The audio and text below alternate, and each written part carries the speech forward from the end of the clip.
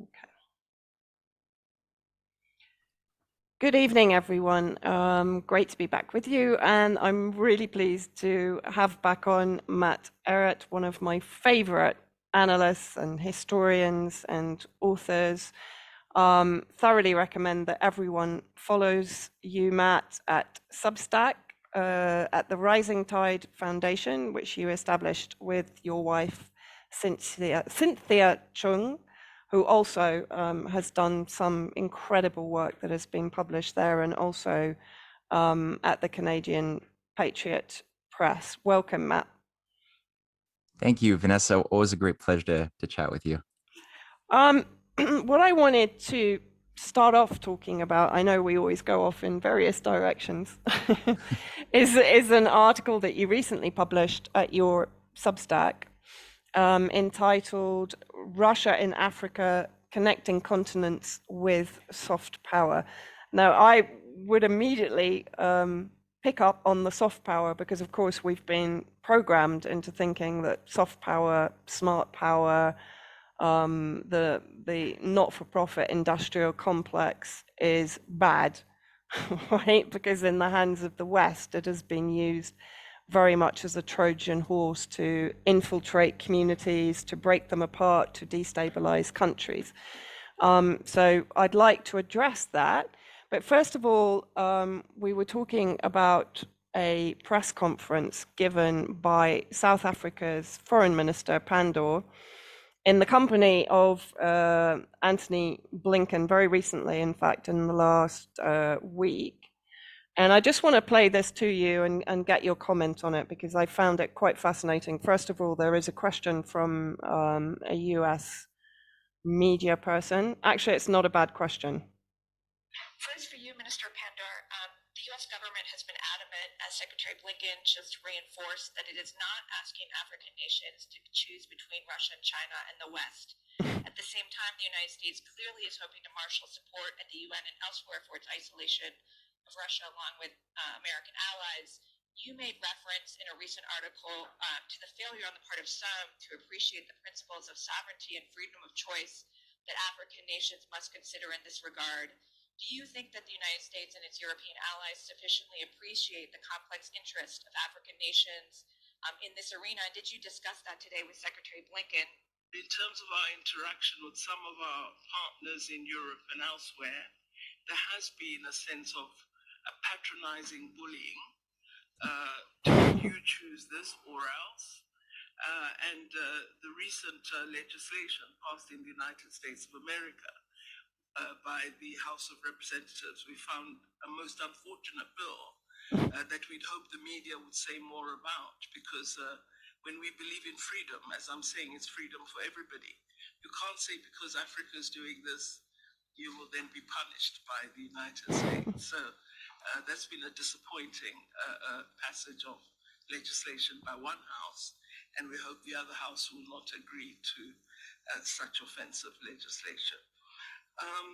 So indeed, it is important that all of us accept our ability to hold different opinions. We are, after all, sovereign nations that are regarded as equal in terms of the United Nations Charter.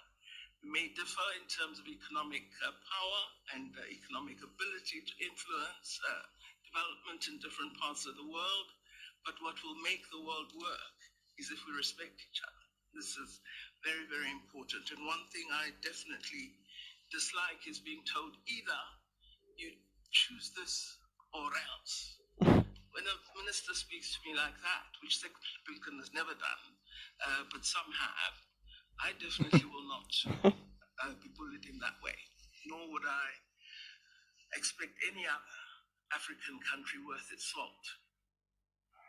Brilliant, right? Absolutely, spot on. Spot on.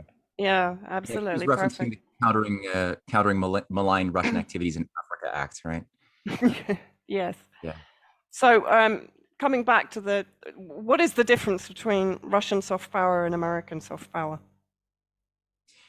Well, overall, I think that the key difference is found in the fact that Russia overall is approaching its neighbors, especially those in Africa, but really anywhere you see it conducting economic or business, from the standpoint of respecting the sovereignty of the nation that they're doing business with, there is an increasing coherence that we've seen, and we saw this with Lavrov's recent trip across 4 African states, beginning with Egypt and then moving on all the way through Ethiopia, which echoes or reflects a policy that is increasingly in conjunction with the China policy towards Africa, and both together are working hand in hand, as they are in Southwest Asia and many other parts of the world, in the Arctic as well, with the increasing polar Silk Road. We see expressions of this all over the world, but these two countries cannot be conceptualized as, Russia and China as being on two opposing teams. Biden has tried to float the idea, in his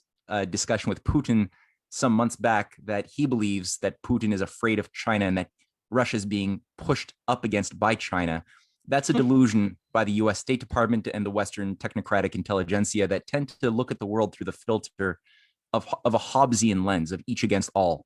And they're not able to recognize, although I think they are starting to come to terms with the fact that right now we do have a conjunction of a set of ways of thinking about not only the nature of the enemy, the unipolar agenda and all of its different aspects, but also a certain pathway towards a way to create a viable economic security architecture for the world premised around multipolarity, mutual respect for each other's cultures, developmental pathways, sovereignty of nations, which is very different from the sort of what the South African foreign minister was referring to, this condescending talking down to by a unipolar, a supranational elite telling you how to behave. So Russia, what we've seen has been a much more, even though they only have, I think, something like $20 billion in trade in Africa compared to China's $200 billion, it's still a huge leap up from what it was a decade ago. There's a huge expansion, but not just in terms of investments into pure mining, but Russia, just like China, is looking up very heavily at investments into infrastructure, special economic zones that are increasingly becoming industrial hubs in Zambia, Mozambique, big time in Egypt, and many other places, as well as this idea that Putin first enunciated in 2018 that Russia will light up Africa. And unlike the West, which is looking there's a policy of technological apartheid, especially in regards to transport and energy, that's been maintained for decades by the West against Africa.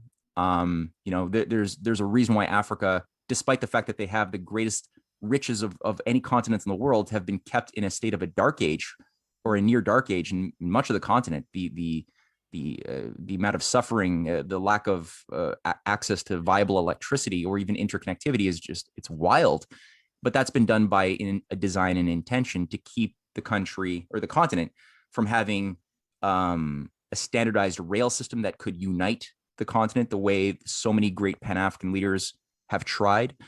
And there's been no ability to access loans provided to them by the IMF or the World Bank for 70 years on developing forms of energy that are undesirable for the governing elite in the West that wants to keep them underdeveloped. So the coal resources, the oil, the natural gas under Africa's soil, the uranium deposits that are in abundance are not permitted to be used for the African people to industrialize. Whereas Russia has gone in, especially with the first Russia-Africa summit of 2019, and the head of Rosatom, for example, met with I think 40 of the African leaders who were present and discussed development projects or outlines for getting every African country, giving them access to nuclear power, third, fourth generation.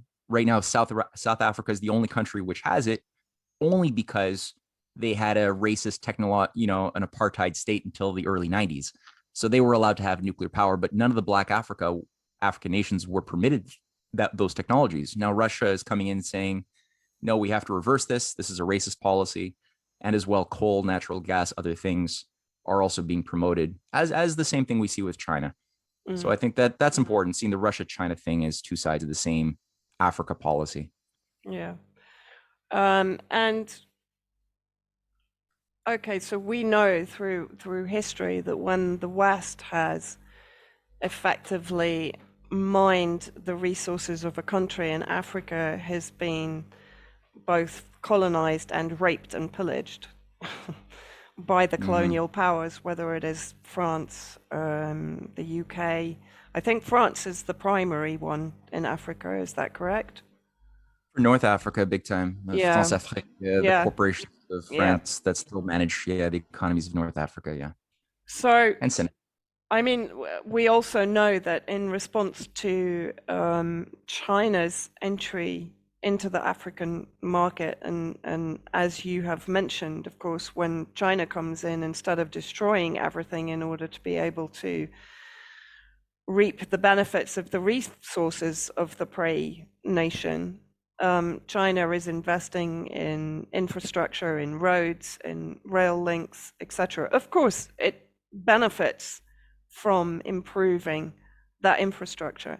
But of course, what have we seen? We've seen the creation of terrorist groups like Boko Haram by the West in order to create that instability, to push back against the Chinese takeover, of course, as it's perceived in the West. The benefits of Russia and China economic intervention in these countries, do you think there is a possibility in the future that this is going to be allowed without the follow-up destabilization projects from the West? I think that's what I want to know. Oh, dear God. No, I mean, that's absolutely what we should expect to continue seeing. Yeah. Much more asymmetrical warfare you mentioned. Mm. And I should just correct myself too. When I said North Africa, France Africa, I don't know why I said that. It's obviously Mali, it's Senegal. I mean, there's so many other, but pretty much France, the French Empire, just like the British Empire, the Belgian Empire, never really disappeared or gave liberty or independence to their colonies. But rather kept economic controls throughout the years of the independence movements, Algeria being just one of many. And the increased utilization in the 80s and the 90s of terrorist groups like Boko Haram as a branch of Al Qaeda, which was again created by Operation Cyclone and the U.S. State Department and CIA in the throughout that period as part of the proxy war against the Soviet Union, is huge. And there's a variety of various groups that have been maintained with Western sponsorship. Ethiopia has been dealing with their own terrorist group with the Tigray People's Liberation Army, which is deeply enmeshed with the U.S. Deep state, and has been used as an excuse to destabilize Ethiopia, which is probably the strongest amongst the African nations right now, capable of standing on its own 2 feet. And with some of the deepest connections with China, which has helped Ethiopia build the Addis Ababa to Djibouti rail line, which will soon connect to a much broader continental African grid of rail, uniting the various countries. The projects are already, they're not just shovel ready, they're already being built. In some cases in Rwanda to the south, there's already the completion of various rail lines built with Chinese funds. China has a military agreement as well with Ethiopia to protect BRI, Belt and Road Initiative connected projects. Ethiopia also has the biggest, the Grand Renaissance Dam. So that's providing, it's going to be providing 6,000 plus gigawatts of hydroelectric power to not just Ethiopia, but all of its surrounding neighbors, including Sudan and many others who wish to have an industrial policy. So for sure, what we see are these separatist groups, these little balkanized, these different groups that are more than willing to kill their own people as far as achieving their objectives are concerned. And we find that a lot of the funding, the propaganda support, especially for a Western dumbed down audience, is being provided by the Western deep state. You have various people, I think, including the former Jim, I'm forgetting his name now, the former U.S. Head of NATO. I'm forgetting his name. Anyway, but you have various high-level officials from the U.S. representing the U.S. military-industrial complex, even advocating U.S. military intervention into Ethiopia to restore order, and of course, painting the Ethiopian government as the big bad villains. and ignoring completely the atrocities that have been done by the various rebels within the East Tigray Liberation Army in the north. So obviously, the reason why these things we should expect to see more of them, and I think Russia and China together have worked very hard to solidify a coalition of nations who are not willing to sanction Russia or even condemn Russia. I mean, most of the African nations who have been, strong-armed and intimidated by the West, especially by people like Blinken, to condemn Russia for their intervention into Ukraine, have refused to simply do that. They either abstained from voting or they simply said, no, we're not going to do that. And instead, they've welcomed Lavrov and other Russian and Chinese representatives to Africa with a warm embrace for obvious reasons. So yeah, no, I think that there's a danger of it, but I think they're also prepared.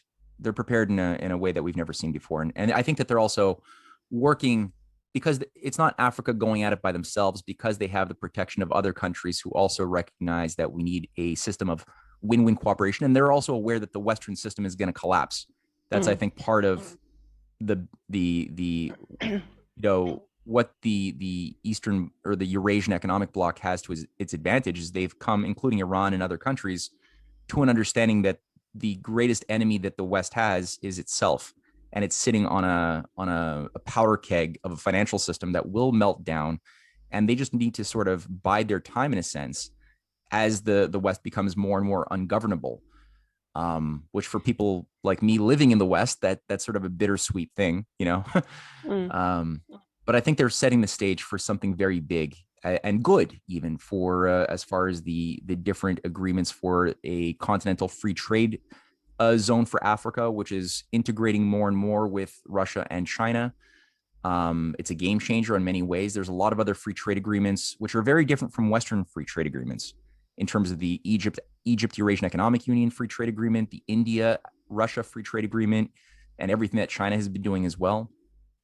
They're unlike the West, which promotes NAFTA and our Trans-Pacific Partnership, which are just giving corporations more power than God to rape and pillage while stripping nations of their ability to have any say over their economic destinies. The Eurasian approach to free trade agreements are premised around an actual intention to industrialize and develop, which is everything. That intention is everything. There's also, of course, the weaponization of and the digital mining that's now going on in Africa, for example. I mean, you even got Jack Dorsey of Twitter transferring much of his wealth into Africa, etc.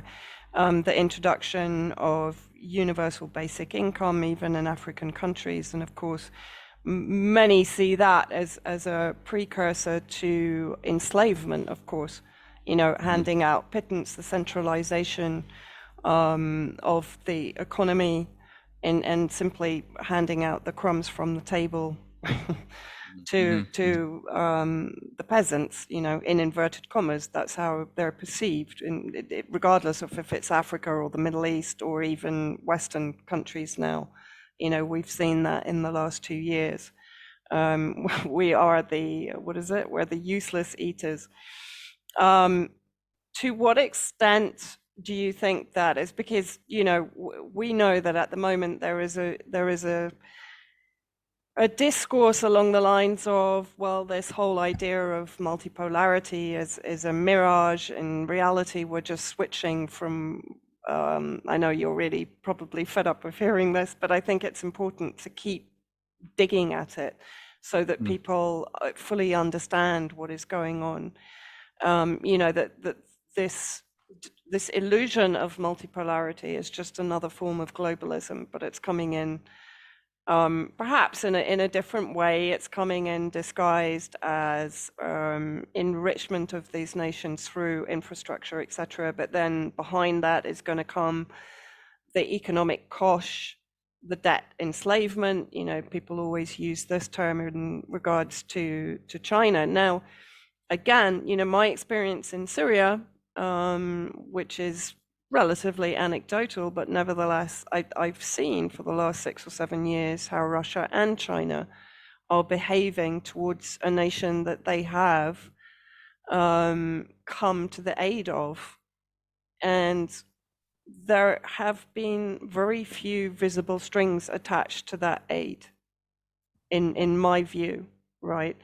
What would be your response to people that are saying, well, yeah, but this is just another form of colonialism. It's another form of imperialism. It's no better than what we've already experienced, basically.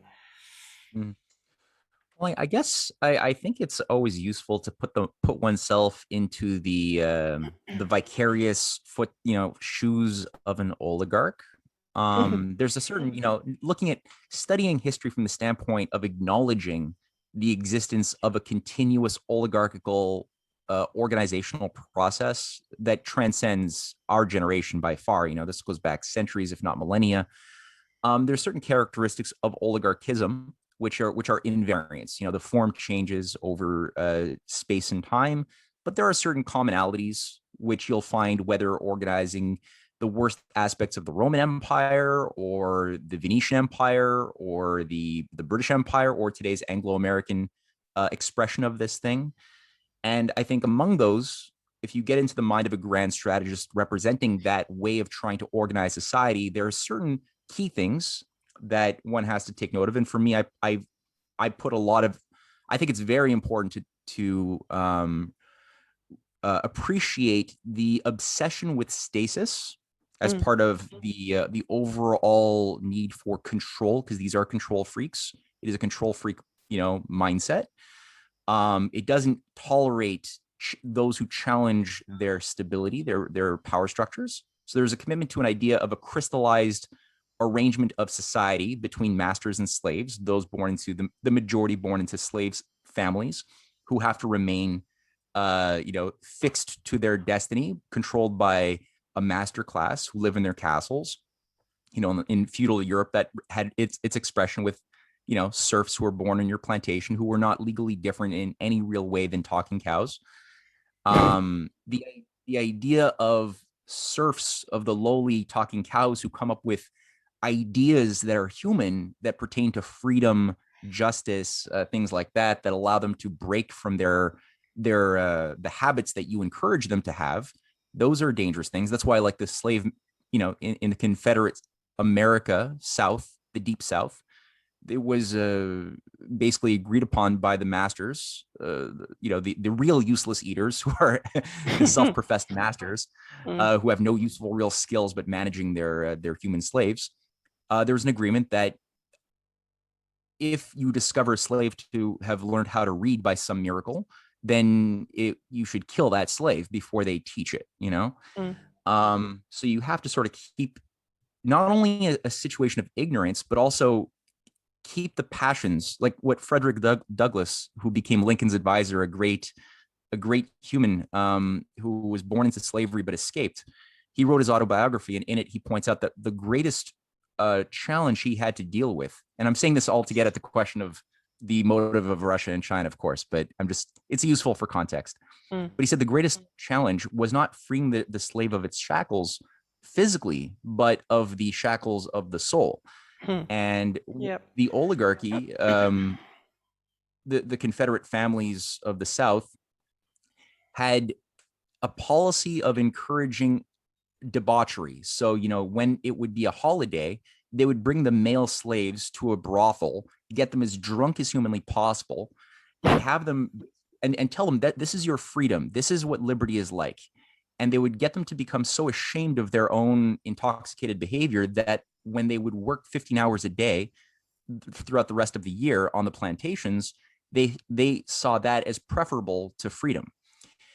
And in many cases it was this, like, what's her name? There was many of the greatest challenges when slaves were trying to convince their fellow slaves to be free or to gain freedom and risk a lot, were the snitches, those who would think, oh, but you're challenging my way of life, and they would snitch on their fellow slaves in order to preserve their way of life, not even that they were going to get rewarded.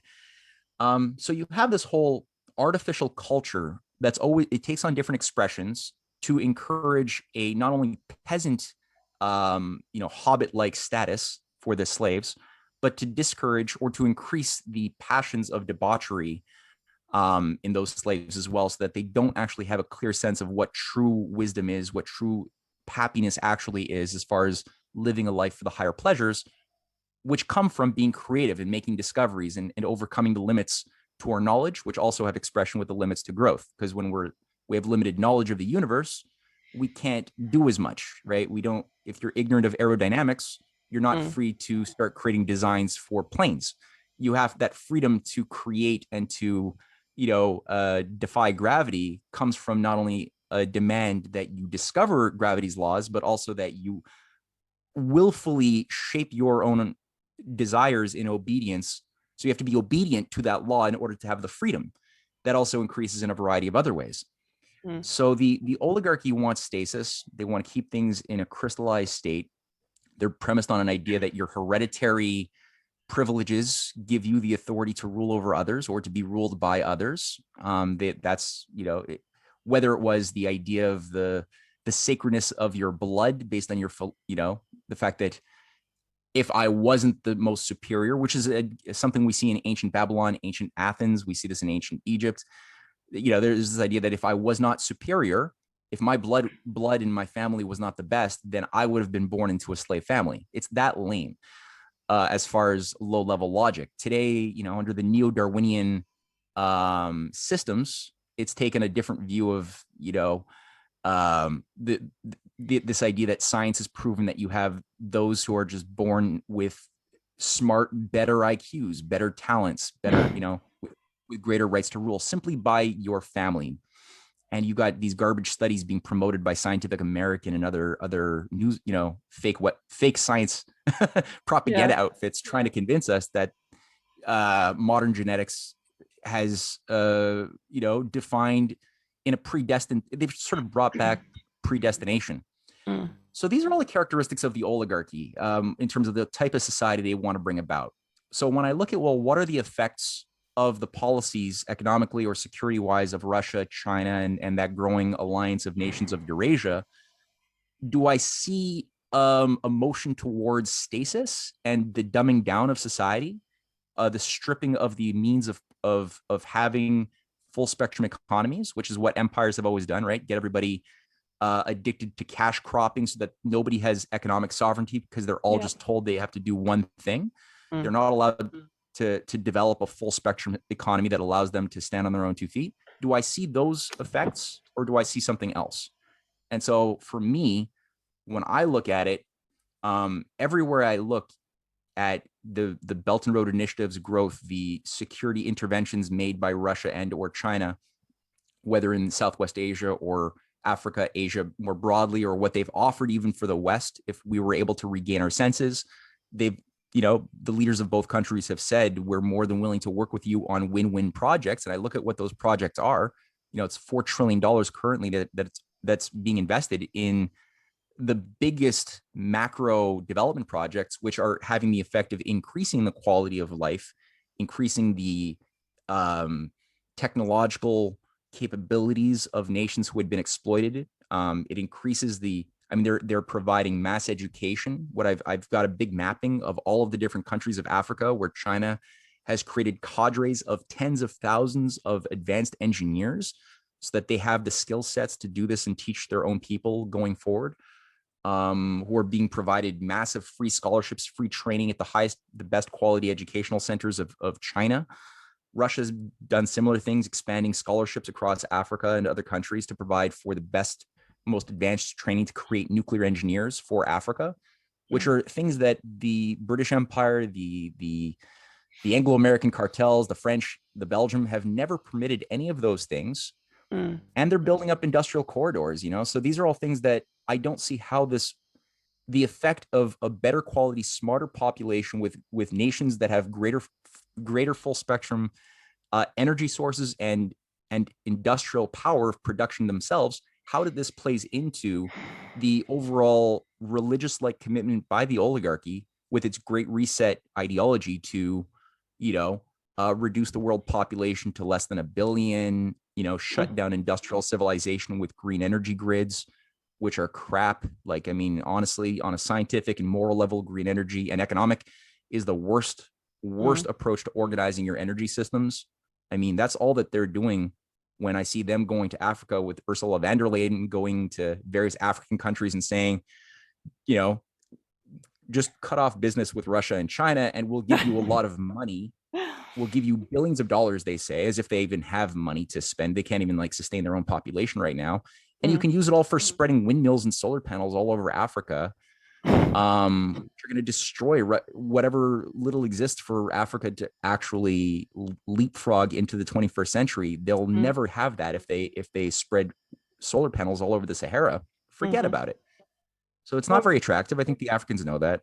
Yeah, and of course that was this one of the triggers for what happened in 2014 in Ukraine, which was Yanukovych turned down the IMF loan in favor of a Russian investment plan. Right?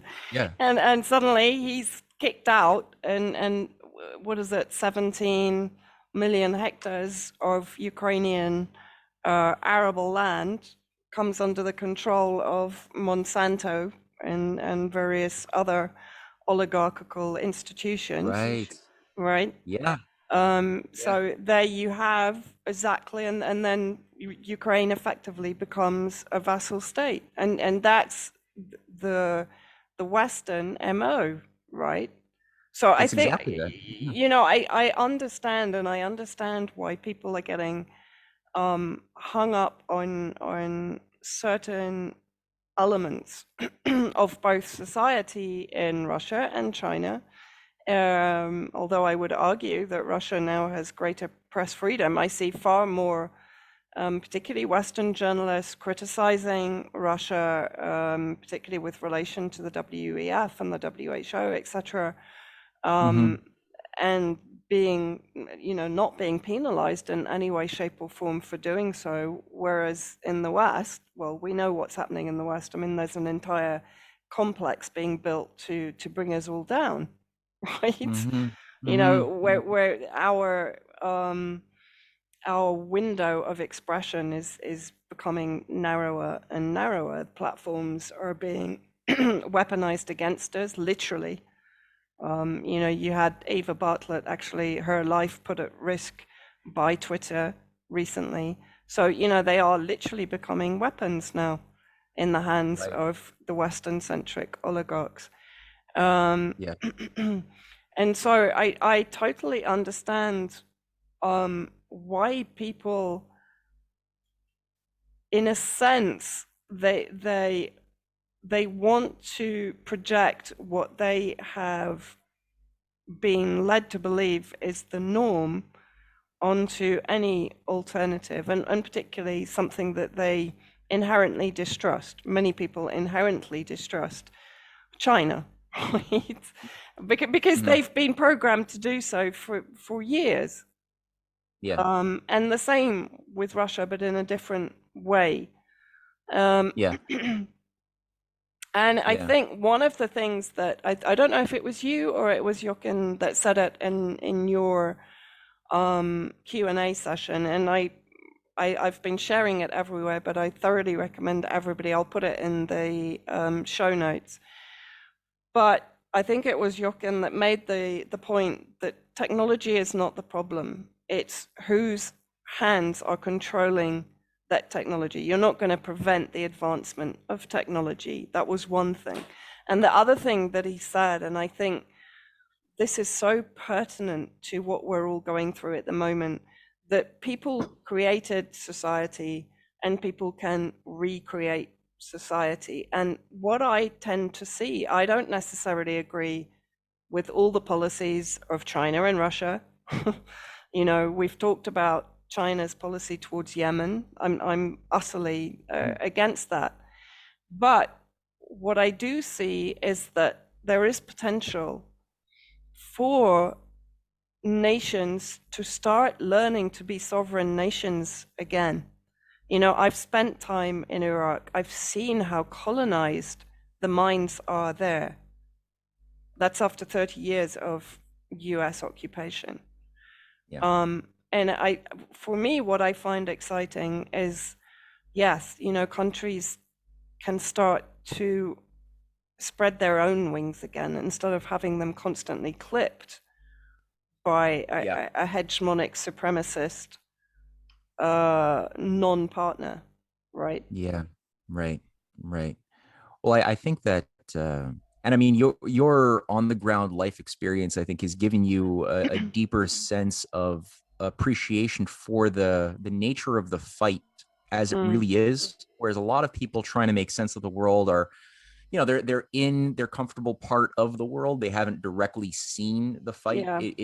So it's a little bit more an intellectual exercise, and it's not as much accompanied by a real living life experience of having spoken to the people, having, it's deeper. The roots go deeper for you. So I think that you're able to see much more the fact that there is there's nuance, that there's Mm, no nation is perfect, obviously. But no nation is crystallized either. They're either in situations where it's a dynamic process that's being shaped by the forces of history, with fifth columns in every country, and things are either getting better at times or getting worse at times in every country. And I wrote a series of books with my wife called The Clash of the Two Americas, mm, to basically address the fact that most people who I know have a view of America, which is either America's all bad because it has done atrocious, terrible things in our lifetimes, and that's all it has ever done. And they reframe their understanding of American history without looking at any of the good that was ever done, that conflicts with their anger and it's an understandable anger because so much damage has been done by the USA and mm, so many atrocities. But it's like, well, what about the 8 American presidents who die while in office? There's been 4 bullets and 4 poisons. What about them? Like, what were they expressing? What were they doing? What about all of the other good things? And they can't see it. And then on the other hand, I noticed that there are a lot of people who just look at the United States and only see good, as if it could do no evil. mm. And it's like, okay, if you're a patriot with that outlook, you're an idiot. Like, it's good to be an American patriot because I think there's something beautiful in the US experience, but you could only be a good patriot if you are accepting of the evil that has also been done, by the United States. You can't go for extremes, which is what so many people tend to do. And they tend to do the same thing for China, or when they try to analyze China or Russia or other countries, they will tend to only see either all good, and there's no shortage of people who are just like cheerleaders for everything Russia and China do. They could do no evil. Yeah. And then inversely, you got those who it's like it's all evil. It's Mm, just look at what Mao did in the Cultural Revolution, and look at they'll just be shown images that are scary images of COVID-19 protocols, in Shanghai and stuff. And I don't fully understand all of that, but they'll just easily not look for context, and they'll just be like, okay, those images are proof to me that China is just this godless commie, super state of technocrats. That's all it is. That's all it ever can be. And they don't think about context, or like same thing for Russia. mm, Um, so I think it's important to be able to walk in the world a little bit of nuance, to appreciate the forces who are patriotic and care about humanity existing in every country, and those who don't care. And then from that standpoint, you can better make sense of, I think, like, what is, today the Great Reset is the new name given to what we used to call the New World Order. That was the old slogan. They still call it that, but I mean, I think they gave it, the International Rules-Based Order is a new repackaging. Great Reset is another one. And there are certain aspects of that great narrative that they're creating, and it is a giant narrative, which you see the Chinese and Russian and Iranian and other leaders at different times paying lip service to. And in some cases, you even see things like, the Fourth Industrial Revolution terminology and even systems mm, being developed by Russia, by China. And what does that mean? What is the fourth? We know from the mindset of a Klaus Schwab, the Fourth Industrial Revolution is a very transhumanist idea that involves utilizing next generation technologies to enslave humanity.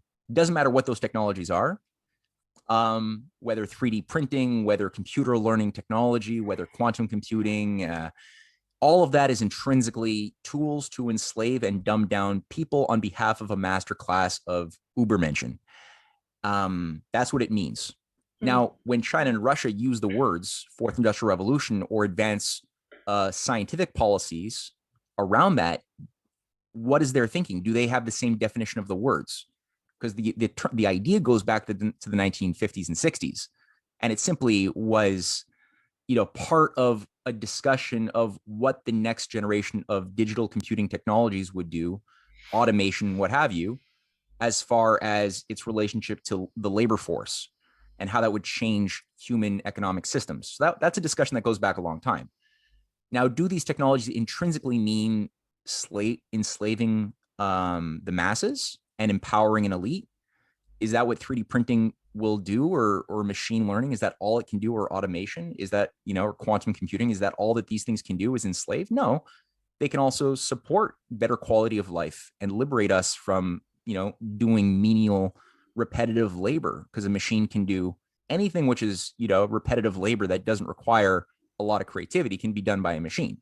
Now, does that mean that there's going to be a crisis in the labor market? Kind of, but how do you overcome it? Do you get rid of useless eaters the way Yuval Harari says, or do you, is this an opportunity for people to now access their deeper aesthetic, creative components of their personalities? And a humanist, a proper humanist, would say, yes, this is a wonderful opportunity for people now to really develop their inner genius, their deeper potentials, and not just be talking cows working the plantation. A machine can do the work of 100 slaves. So that was understood by Lincoln to be the key for a sustainable emancipation of slavery could only occur through a real reconstruction of the South, meaning the expansion of industrial development, the expansion of high technology, which the old South never permitted. The old South slave masters were always, no, we're not going to use advanced technology because that would undercut our slave economy. And that was ultimately sabotaged. The Reconstruction was never permitted to happen. We know that after Lincoln was assassinated, again, through British steered intelligence operations in Montreal, Canada, which is a whole story unto itself. The deep state of the 19th century, which was, again, always aligned to the city of London, inside and deeply embedded as a fifth column in the United States, took back control both in the north around Wall Street as well as their southern partners. And the slave power basically took back control. They undermined the spread of Reconstruction. And instead what we saw was a reemergence of, things like, the first real domestic terror movements under the KKK was set up by a Confederate general who was tied to this Freemasonic network of Giuseppe Mazzini named Albert Pike, who reformulated, Southern Rite Freemasonry with his morals and dogma, big occultist. But he's the guy who created the Knights of the Golden Circle as a terrorist group that was the KKK, which then set the basis for the Jim Crow laws. And so it's weird, right? Like a century after emancipation, you have Martin Luther King having to fight in the deep South to give Black people the right to vote and have civil liberties. And you're like, wait a minute, how did that happen a century after slavery was fully banned and the Civil War was won? How is it that they're still fighting this when in South Carolina in the 1870s, you had something like 11 Black people who became state senators in South Carolina in the 1870s. And then a century later, you can't even drink at the same water fountain as a white person. How did that happen? And it's because there was this reinflammation of this Anglo-steered, the city of London steered deep state structure in the United States. And so, today you have Russia, you have China. They've been forced to accommodate, I think, through a position of weakness that they had about a decade ago. They were much weaker than they are today. They didn't control the narratives of, the Great Reset and what have you. So they accommodated some of that, but they tried to steer it into their favor by redefining things like sustainability from being one of greening and depopulation using green energy, the way we have it in the West, towards sustainable development. So that's why China is producing, they sabotaged not only COP 14, COP 21, but also COP 26 decarbonization programs, and are now the biggest investor in hydrocarbon energy investments, and they're expanding, things that involve the greening of deserts, hydroelectric dam building. It's all being expanded by these countries, and that's their idea of green, because they're saying, well, if you want to be green, let's green a desert, right? Let's desalinate some water. Whereas in the West, it's if we want to be green, we have to stop all human activity and make more deserts, like they're doing in California. By California, they're actually so insane that in the midst of an energy and food crisis, they're destroying 4 of their vital dams to liberate the deserts, to bring the deserts back. And I mean, my God, they're that ideologically driven by this idea of stasis of nature as a perfect equilibrium. Or spread solar panels across the Sahara, which is going to do what? It's going to make more deserts, because the solar panels are going to only increase the heat hitting the desert by 5 degrees or more, which is going to increase the desertification. Very different idea.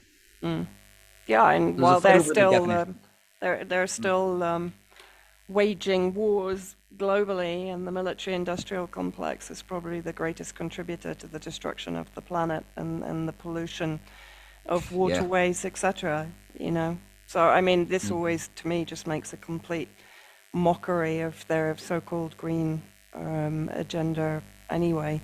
And I think what's interesting, I was just thinking while you were talking, and I mentioned this in my conversation with journalist George Eliason last night, is what has really impressed me, first of all, because I would also bring Iran into the non-aligned axis, and you had the Tehran meeting recently, I think on the 19th of July, with Putin, Erdogan, and Raisi, and obviously the Ayatollah Khamenei also. But when I look at the PMU, the Popular Mobilization Unit in Iraq, that was responsible for the defeat of ISIS without any help at all from the United States. I remember speaking to Mohandes, the leader, in 2017, and being so impressed. He was a former architect and engineer. Of course, he was assassinated by Trump with Soleimani in 2020. But basically, his engineering background led him to, while they were advancing from a military perspective, behind, they were rebuilding everything, right? And this is what we're also seeing in Donbass, right? I mean, because I actually asked George, I said, are these images true? Because it's extraordinary the speed with which Russia is rebuilding, and the Donetsk and Luhansk Popular Front are rebuilding, right? Entire areas that have been decimated by the war since 2014, including Mariupol. And I think this for me was just, it's a absolute encapsulation of the difference. Let's look at the United States and the destruction of Mosul and Raqqa. Mosul in Iraq and Raqqa in Syria. Where were they when it needed demining and it needed rebuilding? Of course they weren't there. It's destroyed. They've achieved what they wanted to do. They've achieved the ethnic cleansing pogrom, right? They've implanted their settler class, the Kurdish separatists, okay? And that's it, job done. And this for me is, I don't know, this to me exemplifies everything that you've been talking about.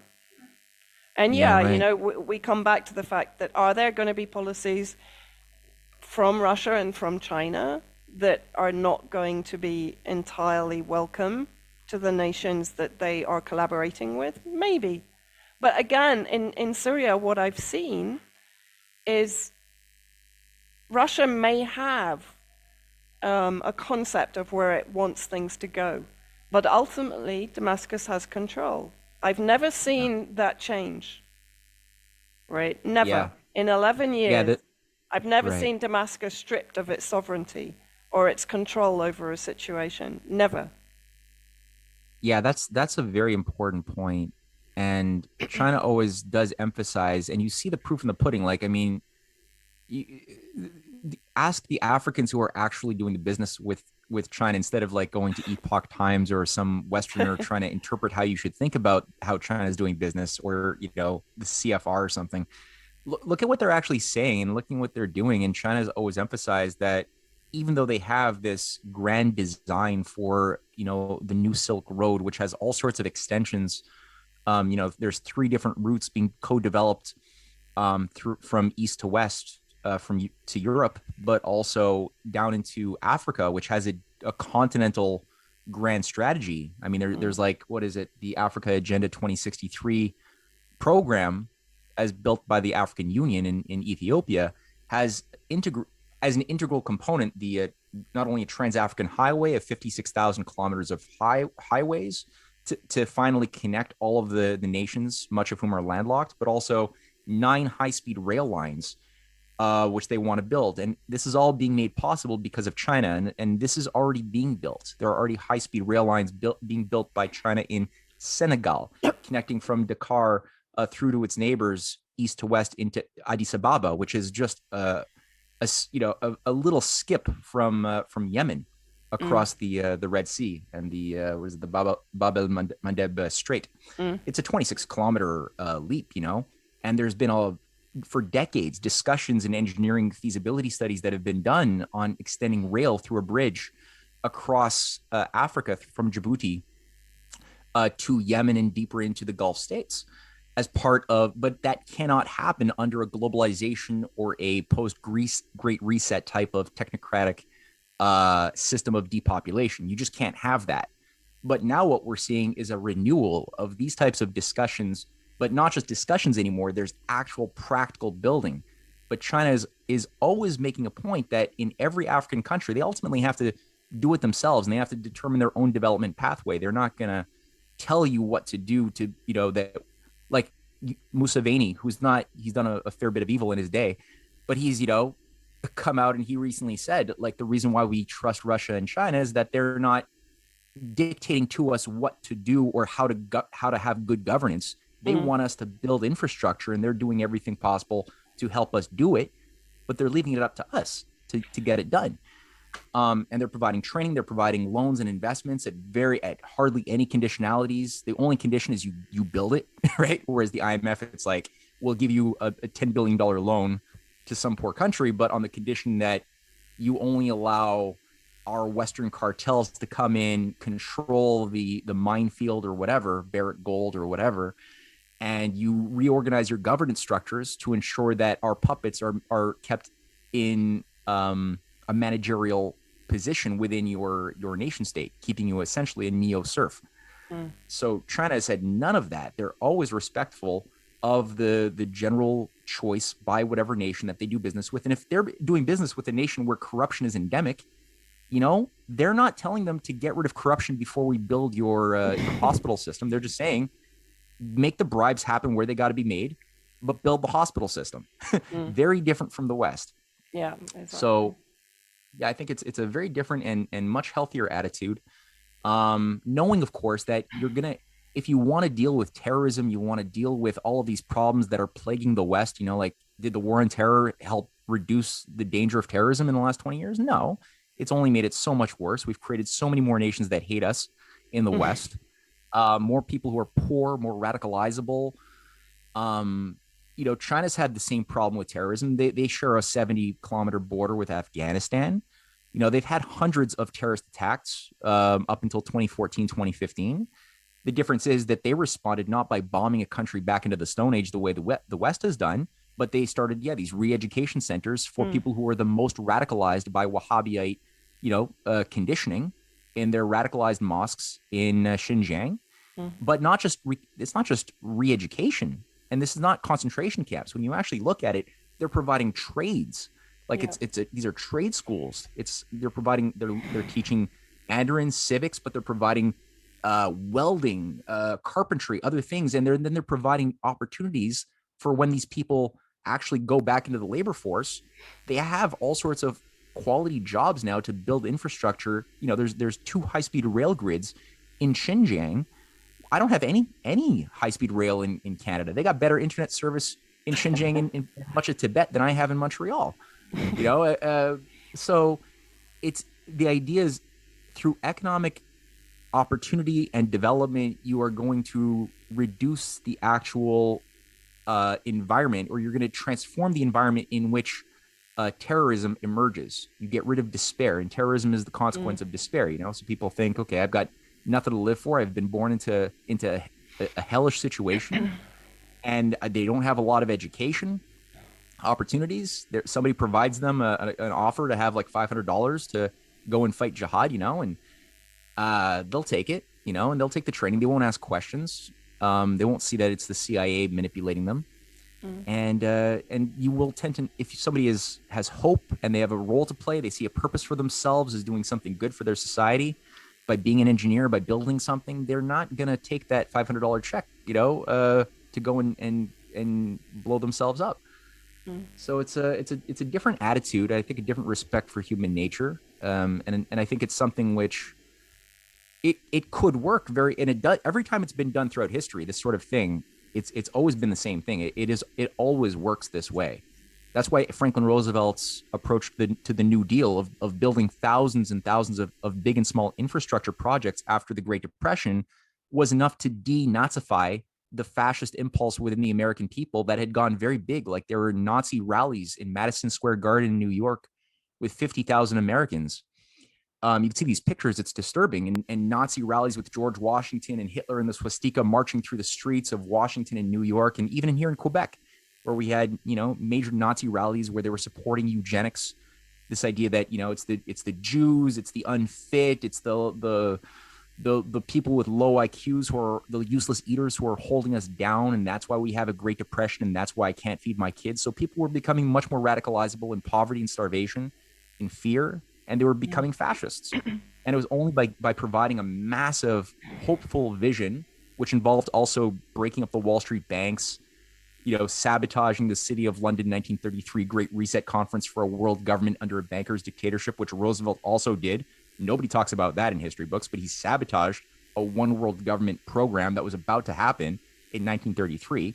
All of that had to happen in order for him to take back national controls of credit from the private financiers and start moving that credit from speculation and unpayable debts into creating real wealth, which is very similar in spirit to what China has done with the Belt and Road Initiative and what Russia is moving towards more quickly now that, the West they're not, they're basically being told any hope you have right now to play with the West is over. So now they have more liberty in a sense to start taking control of their banking destiny more and more. So that fight is on, but China's more advanced in that. It looks much more ironically like what the U.S. had done under its better times of Abraham Lincoln or Franklin Roosevelt than what the U.S. is today. It's quite the irony that I blows my mind. Yeah, and I think when you look at the West, MO again is divide and conquer, partition, and keep countries destabilized, whereas what you're describing is very much a unite and benefit. Yeah. Coming back to Pan-Arabism, Pan-Africanism, right, which is something that is an anathema to the West. Like that's the last thing they want. Is any kind of sorry, the kids are taunting the dogs. Come here, Daisy. Come here. I think that is a marked difference between the two policies, and something that for me, I wanted my last question to you maybe, because I think people are struggling with it, and just a quick upbeat response from you. How do you maintain optimism about the future? Because I think a lot of people are struggling with this at times.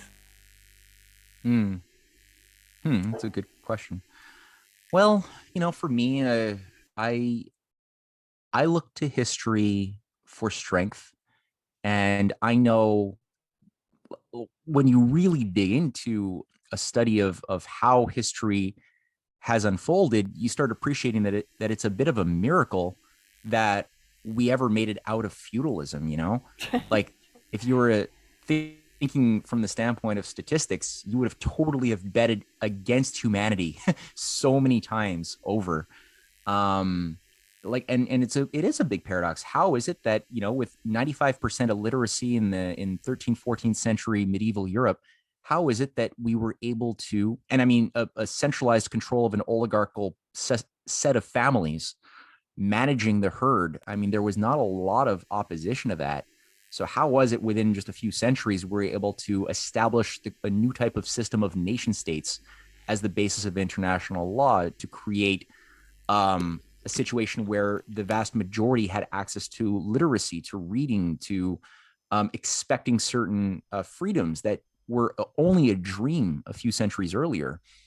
Um, how did the American Revolution even happen? It's a bunch of farmers fighting against the world's most organized global power of the British East India Company. They're, Hessian soldiers, mercenaries, uh, and an army with no real limits to their resources. This British Empire was defeated by a bunch of farmers mostly, and so you would have bet against that. I would have been, if you were a gambler, you would have been like, no, my money's on the British Empire.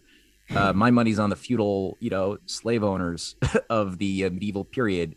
Um, I don't even think looking at the earlier on, even, how did we even get out of caves? Like, why are we not caving? It's all a miracle that we've been able to leap beyond our limits, the limits that were always press upon our potential to sustain our people at a certain quality of life, standard of living, quantity of people, which has a moral component to it. It's not just technology in some cold utilitarian sense. There's obviously a conjunction of both a intellectual leaping, a moral improvement, as well as a material expression in terms of organizing our relationship to the periodic table, to nature, in a way that gives us a greater power to sustain more people at a higher quality of life with more access to our minds, our mental, metaphysical properties, right? And so you couldn't get in medieval Europe an Einstein or a Max Planck or a Beethoven. It just wasn't available. It's not like there weren't babies that could have accessed that potential to produce these great scientific or artistic discoveries of a Da Vinci or something, but it wasn't politically possible to have that. People didn't tap into it. They had no means to build the spiritual infrastructure. And same thing for Africa today, or the Africa under colonialism. Every baby could be the next brilliant, genius of the arts and sciences, but they're not given those opportunities, and instead they're forced into an artificial set of choices in life, living as a child miner, in Congo, mining rare earths and lithium for our cell phones and solar panels. 40,000 kids, who are not developing their potentials. So for me, that's it. I mean, I think I look at history from the standpoint of a battle. I try my best to read source material by people. I read, St. Augustine's writings of the City of God, his Confessions, his Platonic dialogues. I try to read Plato. I try to read, I look for people who seem to have had a positive influence by their life's work on humanity. And then I try to read their writings and see if I can get something out of it, and usually I do. I think, and I find that that's a similar experience for people who do that sort of thing, who read Benjamin Franklin's writings. Because I mean, again, Ben Franklin, right? I'm ranting, but I mean, Ben Franklin discovered electricity. He trumped all of the great scientists of Europe who were arrogant, who had the best minds of the world, couldn't figure out the nature of electricity, static or otherwise. And this guy with a grade 3 education from the backwater outskirts of humanity in the, in Philadelphia, the colonies, was able to make the discovery in 1750 that no one else was able to make. And he expressed that by having something like, he had 150 patents. He created games to popularize science, not as something that's just for the elites, but that, everybody could engage in, could interface with, could improve upon. So things like patents were created to encourage your farmers to come up with new ideas that they could have intellectual property rights over, and then have some monetary incentive for their ideas that would then play back into benefiting all of society. And he also worked with the elites of Europe, and that's how he was able to polarize the courts of France and many allies and even Britain, to industrialize Manchester with his Lunar Society. That was a Ben Franklin. People say, "Oh yeah, industrialization, that was a British innovation," kind of, but it was put into motion by Ben Franklin when he was the ambassador to Britain in the 1758 period. He created the Lunar Society. He created all of these things. Same thing for France, and that was what allowed him to become a member of the Russian Academy of Sciences. And he organized Ekaterina Dashkova, this woman president of the Russian Academy of Sciences, this beautiful soul, 32 years old, president, ally of Catherine the Great. And she made Ben Franklin an honorary member, and she organized Russia to become the head of the League of Armed Neutrality that ensured American success, and so he was able to operate on such a holistic level that he didn't see a difference between his discoveries of electricity, his inventions, his innovations in economy, as well as his political revolution that he created in 1776. They were all different parts of the same thing. And he was looking at Confucius. You could read his writings, and he says, I get my inspiration by Confucian philosophy. He was the first one publishing Confucius's Analects into English with his printing presses.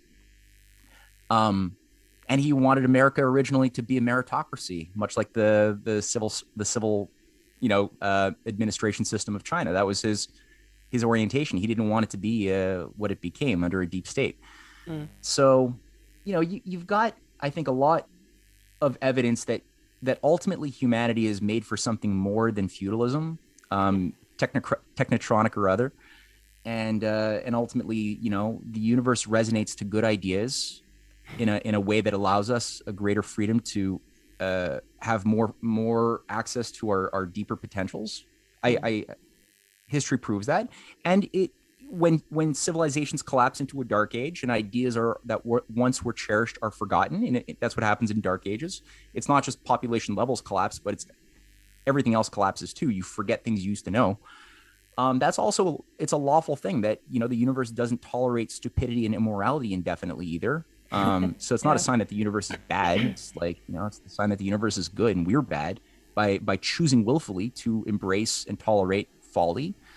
And we have to, like Machiavelli said, if a society comes to a brink of empire and collapse, it has two fates. One is to either suffer the consequences of being evil and collapse, or return back to your foundational principles. And he, of course, was talking about, his analysis of the Roman Empire having abandoned its republican roots, because Cicero was killed and the republic became an empire. And Machiavelli was basically warning his contemporaries that fate is for everybody for all time. Either you return back to what was good about you at your roots, or you just embrace your folly and you collapse. So we're at that stage right now, I think, between two systems. And we know what definitely doesn't work. We see the collapse coming on faster and faster. It's a lawful collapse. And then we have an underdefined future where there's a vying over what conceptions, what paradigm is going to define what comes online to replace the currently defunct order. And will it be something that's premised on the worst ideas of humankind, or something that is in alignment with natural laws? Something I have faith is natural law will win the day. I hope in my lifetime. We'll see. Oh, thank you, Matt. As always, it's good to end on a more upbeat, and I totally endorse what you've just explained. Matt, are you working on anything in particular right now? Where should people go to find your work? I know I mentioned it at the beginning, but just let them know again. Yeah, okay. Sure. Always working on a bunch of things. They can go to matthewehret.substack.com, which is sort of my my bread and butter. It's a free newsletter, but people can go for the paid upgrade subscription. And with that gives you access to all of the PDFs of my books that I've some of them I've co-written with my wife Cynthia, and also invitations for our weekly seminars, which we do every Sunday. We're going to have Ray McGovern on this Sunday going through a geopolitical briefing. Great. And also there's CanadianPatriot.org. It's not just Canadian politics, it's a bit of everything. And the books are all available there to purchase too. And lastly, I think the RisingTideFoundation.net is a little bit more on the aesthetics, cultural, educational orientation side of things. And that's, we try to keep that for the soul food. So yeah, that would give people a lot to work with if they do those things. Matt, thank you so much for coming on again. I'm sorry it's sort of gone on a bit longer than we anticipated, but absolutely brilliant. Don't be sorry. These are I love talking with you guys. Don't be sorry. I could have talked. We could have gone on for another half hour. I'm enjoying this. All right, Matt. Thank you so much. Keep doing what you're doing. It's invaluable right now. And speak to you again very, very soon. Take care. Coming from you, Vanessa, that's a huge, amazing compliment. Thank you. And thank you for doing what you're doing. Bye. Bye.